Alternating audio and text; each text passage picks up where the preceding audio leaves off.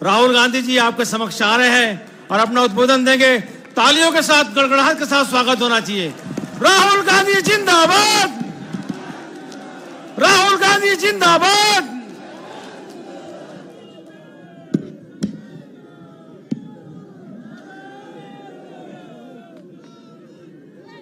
खारगे जी, केसी वेणुगोपाल जी, सचिन पायलट जी, जयराम रमेश जी, दीपक बैद जी, महंत जी, सिंहदेव जी, भूपेश बघेल जी, फूलोदेवी नेताम जी, साहू जी, stage पे Congress party के वरिष्ठ नेता, भाइयों और बहनों, हमारे प्यारे कार्यकर्ता, प्रेस के हमारे मित्रों, आप सबका यहां बहुत बहुत स्वागत। नमस्कार। कैसे हैं आप? सुनाई नहीं दिया मुझे? मैंने कहा प्रेस के मित्रों, मगर यूं मित्रों का काम तो करते नहीं है। ये बेचारे वीडियो कैमरा के पीछे हैं, बट शायद इनके कंपनियों में इनकी बात नहीं चलती, क्योंकि इनके सीनियर जो लोग हैं वो पूरा का पूरा बीजेपी का प्रधानमंत्री का काम करते हैं। 1 साल पहले हमने भारत जोड़ो यात्रा शुरू की। कन्याकुमारी से लेकर कश्मीर चले, समुद्र से हिमालय तक चले और लाखों लोग हमारे साथ चले।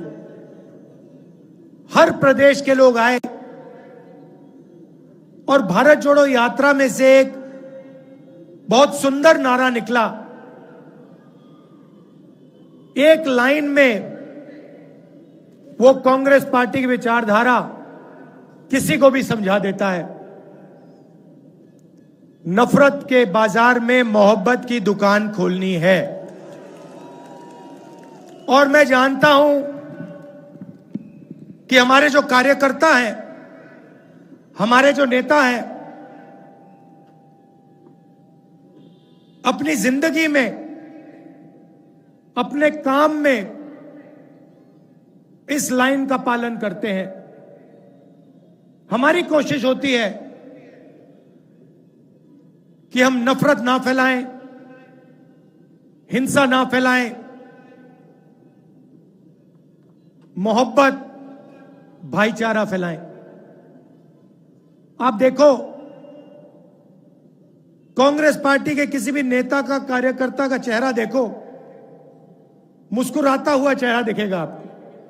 धक्का लग जाता है, गिर जाता है, चोट लग जाती है, टांग टूट जाती है, तब भी आपको बड़ी सी मुस्कान दिखाई देगी।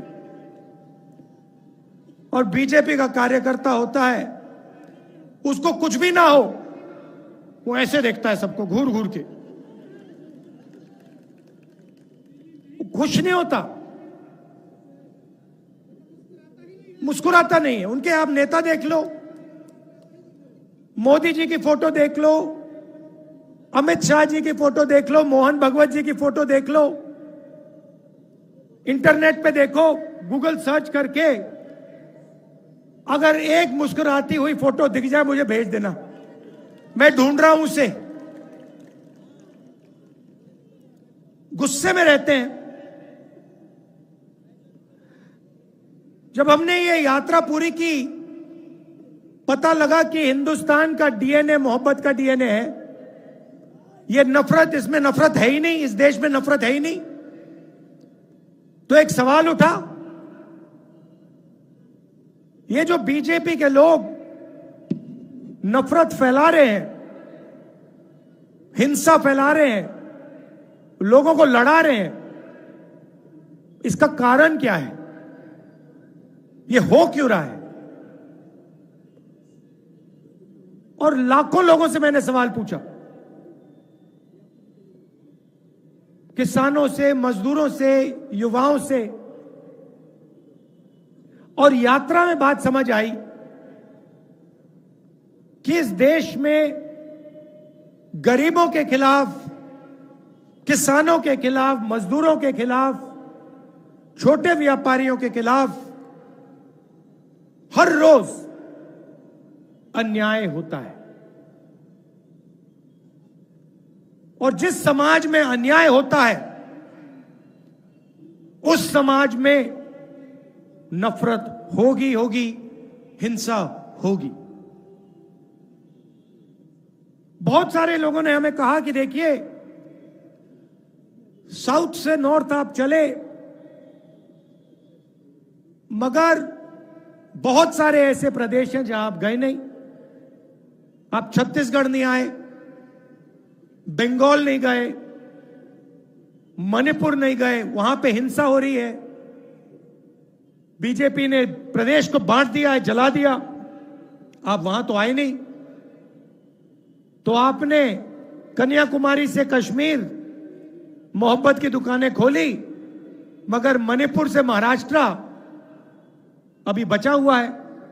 छत्तीसगढ़ के लोग आए, पिछली यात्रा में आपने कहा मुझे कि भैया छत्तीसगढ़ में भी यात्रा कीजिए, तो हमने दूसरी भारत जोड़ो यात्रा शुरू की। मणिपुर से शुरू की क्योंकि मणिपुर को बीजेपी ने जला दिया, सिविल वॉर चल रही है वहां पे। आप में से कोई चाहे मणिपुर जाना चाहे, देखना चाहे, नहीं जा सकता, आग लगी हुई है। आज तक प्रधानमंत्री नहीं गए। तो मणिपुर से यात्रा शुरू हुई, नॉर्थ ईस्ट में से निकली, बंगाल गई, उड़ीसा, झारखंड, बिहार, अब छत्तीसगढ़। और पिछले कुछ दिनों से हम छत्तीसगढ़ से निकल रहे हैं, आदिवासी इलाके से निकल रहे हैं। रोज हम आपकी बात सुनते हैं, 6-7 घंटे। आज सुबह हमने किसानों से बात की, कल आदिवासियों से बात की, यहां पे जो अदानी जी आपकी जमीन छीन रहे हैं, जिनकी जमीन ली जा रही है, उनसे बातचीत की। जो आपके दिल में डर है, कठिनाइयां हैं, वो हम सुनने आए। और शाम को 6-7 घंटे सुनने के बाद हम 15-20 मिनट जैसे आज भाषण कर रहे हैं, वैसे आपको भाषण करके अपनी बात रख देते।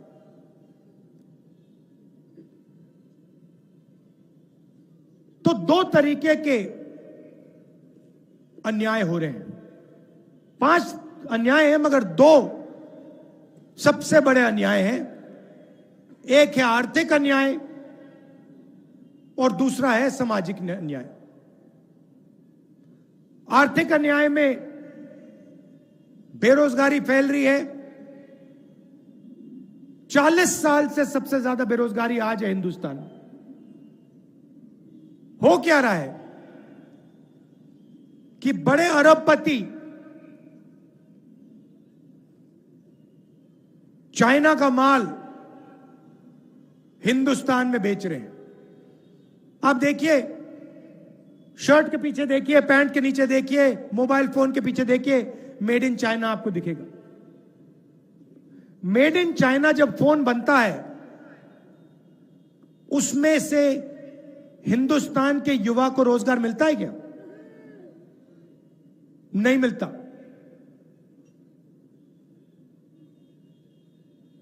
छोटे व्यापारियों को नरेंद्र मोदी जी ने नोटबंदी और जीएसटी से खत्म कर दिया। रोजगार छोटे व्यापारी, स्मॉल और मीडियम बिजनेस वाले लोग देते हैं, जो छोटे कारखाने चलाते हैं, छोटी मैन्युफैक्चरिंग करते हैं, हैंडलूम का काम करते हैं, ये लोग रोजगार देते हैं। इन सब को नरेंद्र मोदी जी ने साफ कर दिया। 2 हथियार का प्रयोग किया, जीएसटी और नोटबंदी। और आप किसी से पूछ लीजिए, अंबानी अदानी को छोड़िए और किसी से पूछिए आपको बताएंगे कि भैया नोटबंदी ने, जीएसटी ने हमें बर्बाद कर दिया। महंगाई तो बढ़ती जा रही है, वो आप सबको दिख रहा है।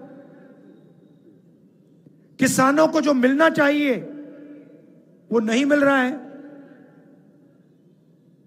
आज किसान दिल्ली की ओर चले जा रहे हैं, पैदल जा रहे हैं, उनको रोका जा रहा है, उन पे टीयर गैस चलाई जा रही है, उनको जेल में भरा जा रहा है। और वो क्या कह रहे हैं? सिर्फ ये कह रहे हैं कि हमारी मेहनत का फल हमें मिलना चाहिए। स्वामीनाथन जी को बीजेपी की सरकार ने भारत रत्न दिया, मगर जिस चीज के लिए स्वामीनाथन जी ने अपनी जिंदगी दी, हिंदुस्तान के किसानों के लिए जो उन्होंने मेहनत की, जो स्वामीनाथन जी ने कहा, उसको करने के लिए तैयार नहीं है। इसका क्या मतलब है? स्वामीनाथन जी ने अपनी रिपोर्ट में साफ कहा है कि किसानों को लीगल राइट एमएसपी की मिलनी चाहिए। वो बीजेपी की सरकार नहीं कर रही है। तो मैं आपको यहां जो खारगे जी ने कहा उसको दोहराना चाहता हूं कि इंडिया की सरकार आएगी तो हम एमएसपी की गारंटी हिंदुस्तान के किसानों को देंगे। जो स्वामीनाथन रिपोर्ट में लिखा है वो हम पूरा करके आपको दे देंगे। और ये हमारी शुरुआत है। हमारा मैनिफेस्टो बन रहा है, उसमें हमारा डिस्कशन चल रहा है। ये हमने आपको सिर्फ पहली बात बोली है। इसके आगे भी हम अपने मैनिफेस्टो में किसानों के लिए, मजदूरों के लिए काम करने जा रहे हैं। दूसरी बात सामाजिक न्याय की है। मैं आपसे अगर सवाल पूछूं, इस देश में कितने पिछड़े लोग हैं, आप बता सकते हो? कोई मुझे बता सकता है कि पिछड़ों की इस देश में कितनी आबादी है? बताइए। 50%। मतलब हिंदुस्तान में 2 व्यक्तियों में से एक पिछड़े वर्ग का है। बहुत गहरी बात बोली है मैंने। आधी आबादी पिछड़े वर्ग की है। दलित कितने?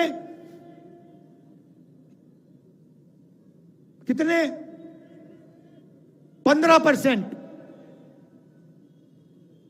आदिवासी कितने? 8%। 50 में 15 कितना? 65। उसमें 8 जोड़ो तो कितना?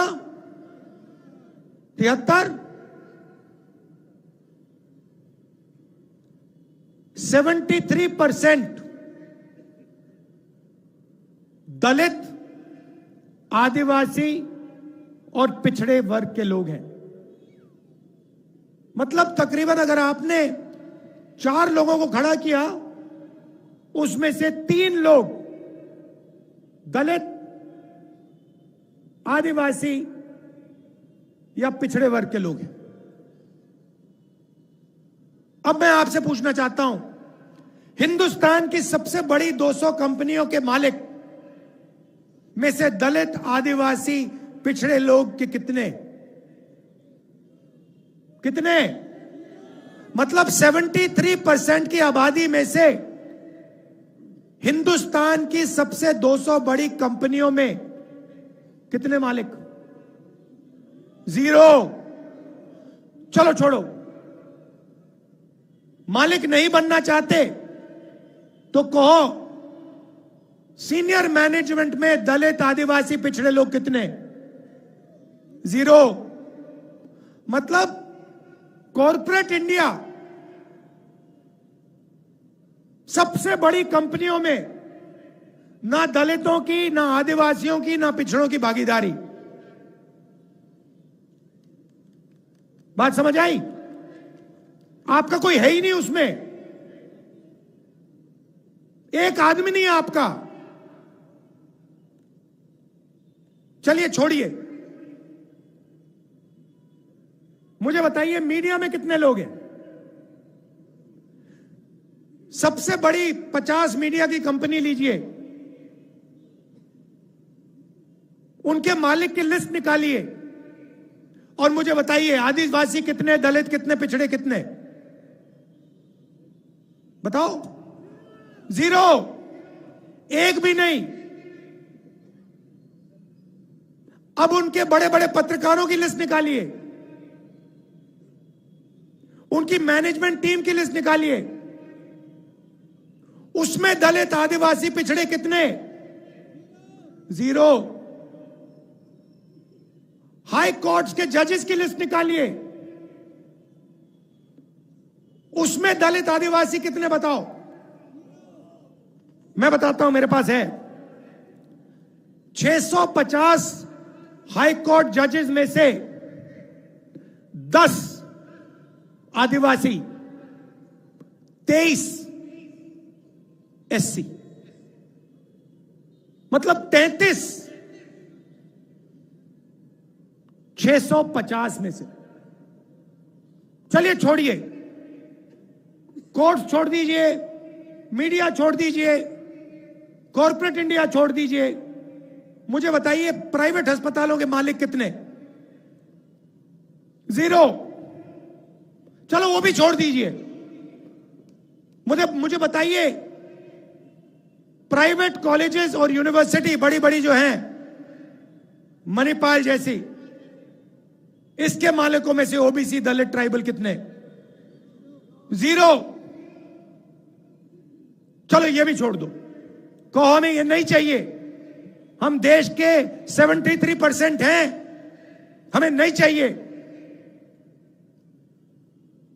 ठीक है, हिंदुस्तान के बजट को 90 अफसर बांटते हैं, आईएएस अफसर हैं। बजट आप लोग देते हो, कहां से आता है बजट? कैसे? जीएसटी।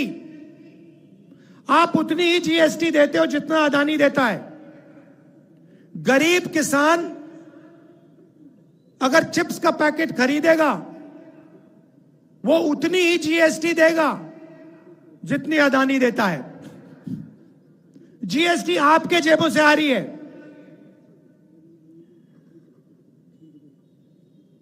वो जीएसटी सरकार खर्च करती है, वो पैसा आपके बजट में जाता है। 90 अफसर निर्णय लेते हैं बजट का क्या होगा, छत्तीसगढ़ में कितना पैसा आएगा, स्वास्थ्य में कितना जाएगा, शिक्षा में कितना जाएगा, सैनिकों को कितना मिलेगा, अग्निवीर योजना में कितना जाएगा, ये सब ये 90 अफसर चुनते हैं, डिसाइड करते हैं। अच्छा बता दो, इन 90 अफसरों में से ओबीसी कितने? कितने? 3। दलित कितने? 3। आदिवासी कितने? 1। 90 में से 73% आबादी की हिस्सेदारी 7 अफसर। अब उसको छोड़िए, अगर हिंदुस्तान की सरकार बजट में 100 रुपए खर्च करती है, तो ओबीसी, दलित और आदिवासी अफसर कितने रुपए का निर्णय लेते हैं? बताइए। 100 में से 73% के अफसर कितने रुपए का निर्णय लेते हैं? बताइए। 5% ओबीसी, मतलब 100 में से 5 रुपया पिछड़ा वर्ग, 1 रुपया दलित वर्ग और 10 पैसे आदिवासी वर्ग। मतलब आपकी भागीदारी 100 रुपए में से 6 रुपए 10 पैसे की है। बात समझिए, 73% आबादी आपकी। कॉर्पोरेट इंडिया में आपका एक आदमी नहीं, जुडिशरी में आपका नहीं, मीडिया में आपका नहीं, प्राइवेट अस्पतालों में आपका नहीं, प्राइवेट कॉलेज यूनिवर्सिटी में आपका नहीं। आपकी जगह पता कहां है? आपके लोग पता है कहां भरे हुए हैं? मनरेगा की लिस्ट निकालो, मनरेगा की लिस्ट निकालो, कॉन्ट्रैक्ट लेबर की लिस्ट निकालो। जो लोग इस देश को बना रहे हैं, खून पसीना दे रहे हैं, वो लिस्ट निकालो। मनरेगा की लिस्ट में आपके लोग भरे हुए हैं, कॉन्ट्रैक्ट लेबर की लिस्ट में आपके लोग भरे हुए हैं।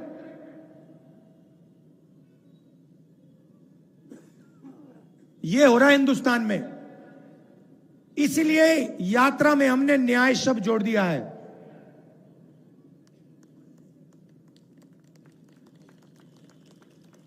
अब देखिए, एक और सवाल है। हिंदुस्तान की सबसे बड़े 200 कंपनियों में गरीब जनरल कास्ट के कितने? 0। मीडिया में गरीब जनरल कास्ट के कितने? 0।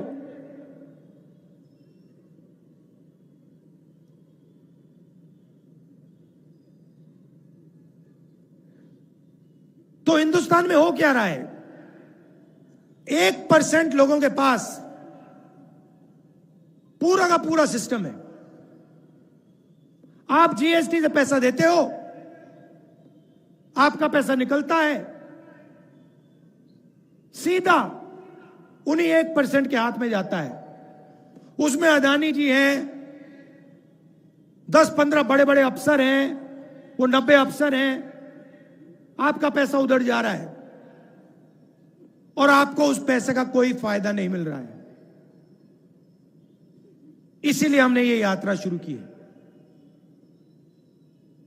तो सामाजिक न्याय के लिए एक क्रांतिकारी कदम है। क्रांतिकारी कदम आजादी जैसा, सफेद क्रांति जैसा, हरी क्रांति जैसा, बैंक नेशनलाइजेशन जैसा, कंप्यूटर रेवोल्यूशन जैसा एक क्रांतिकारी कदम है। कभी आपके चोट लगती है, हाथ टूटता है, पैर टूटता है, आप अस्पताल जाते हो, डॉक्टर पहली चीज क्या कहता है? भैया एक्सरे कराओ, पहले यह पता लगाओ कि हाथ टूटा है या नहीं। सही? आप सिर हिला रही हैं, हुआ आपके साथ? तो यही हम करना चाह रहे हैं। देश का आर्थिक और सामाजिक एक्सरे, उसको हम जाति जनगणना कहते हैं। जाति जनगणना से दूध का दूध, पानी का पानी हो जाएगा। देश के हर नागरिक को पता लग जाएगा कि ये 1% लोग कौन हैं, हिंदुस्तान का धन किसके हाथ में है, पिछड़ों को क्या मिला, आदिवासियों को क्या मिला, दलितों को क्या मिला, गरीब जनरल कास्ट के लोगों को क्या मिला, माइनॉरिटीज को क्या मिला, बिल्कुल सामने आ जाएगा। कितनी आबादी किसकी है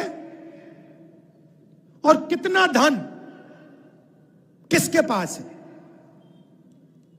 बिल्कुल साफ आपके सामने आ जाएगा। उसके बाद क्रांतिकारी काम शुरू होगा। तो यह भी हमने अपने मैनिफेस्टो में लिखा है कि कांग्रेस पार्टी ने क्रांतिकारी काम किए हैं, आजादी की लड़ाई लड़े, सफेद क्रांति, हरी क्रांति, कंप्यूटर लिबरलाइजेशन, बैंक नेशनलाइजेशन, वैसा ही हम अब क्रांतिकारी काम करने जा रहे हैं। हिंदुस्तान का पहली बार हम एक्सरे करने जा रहे हैं। अब जैसे ही हमने हिंदुस्तान की एक्सरे की बात करी, नरेंद्र मोदी जी कहते हैं, भाइयों और बहनों, देश में जात तो है ही नहीं, सिर्फ दो जात हैं, एक अमीर और एक गरीब। अरे अगर दो ही जात हैं तो आप अपने आप को ओबीसी कैसे कहते हो? आप ओबीसी कैसे बन गए अगर दो ही जात हैं? जब ओबीसी की मदद करने की बात आई, जब जाति जनगणना की बात आई, नरेंद्र मोदी कहते हैं मैं तो ओबीसी हूं ही नहीं।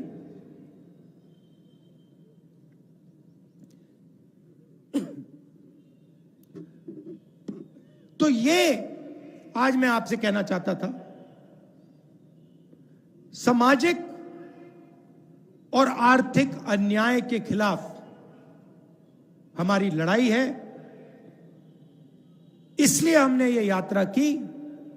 आप सब आए, आपने अपनी शक्ति, अपनी ऊर्जा इस यात्रा में डाली। आपने छत्तीसगढ़ में मोहब्बत की दुकानें खोली, इसके लिए आप सबको दिल से धन्यवाद करता हूं। और जो हमारे कार्यकर्ता हैं, जो हमारे बब्बर शेर छत्तीसगढ़ में घूम रहे हैं, मैं आप सबका दिल से धन्यवाद करता हूं कि आप हमारी विचारधारा के लिए लड़ते हैं। और जो आज मैंने आपको कहा वो आप छत्तीसगढ़ की जनता को बताइए। धन्यवाद। जय हिंद। साल पहले हमने भारत जोड़ो यात्रा शुरू की। कन्याकुमारी से लेकर कश्मीर चले, समुद्र से हिमालय तक चले और लाखों लोग हमारे साथ चले। हर प्रदेश के लोग आए और भारत जोड़ो यात्रा में से एक बहुत सुंदर नारा निकला। एक लाइन में वो कांग्रेस पार्टी की विचारधारा किसी को भी समझा देता है। नफरत के बाजार में मोहब्बत की दुकान खोलनी है। और मैं जानता हूं कि हमारे जो कार्यकर्ता हैं, हमारे जो नेता हैं, अपनी जिंदगी में, अपने काम में इस लाइन का पालन करते हैं। हमारी कोशिश होती है कि हम नफरत ना फैलाएं, हिंसा ना फैलाएं, मोहब्बत, भाईचारा फैलाएं। आप देखो, कांग्रेस पार्टी के किसी भी नेता का, कार्यकर्ता का चेहरा देखो, मुस्कुराता हुआ चेहरा दिखेगा आपको। धक्का लग जाता है, गिर जाता है, चोट लग जाती है, टांग टूट जाती है, तब भी आपको बड़ी सी मुस्कान दिखाई देगी। और बीजेपी का कार्यकर्ता होता है, उसको कुछ